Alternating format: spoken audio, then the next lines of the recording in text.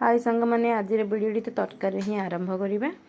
तो प्रथमे कलरा को गोटा माने चारि फाळ करी काटी देबे अल्प टिके रखिकी ताको तेल रे छाणी देबे टिके भलरे छाणी सारला परे जेमती माछ तरकारी पई सोरिष अदा रसुण जीरा गोटे टमाटर पूरा बाटी देबे भलरे।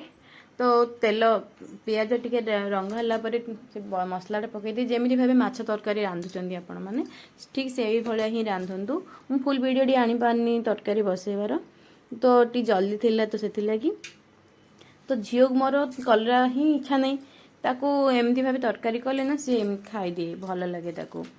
तो घर देखुवे केमती भाबे आमर असना ही पड़ी जा घरे भी हो कलर पकईला माने पूरा घर पूरा असना देखिया पे बहुत बिजार लगुथुबो।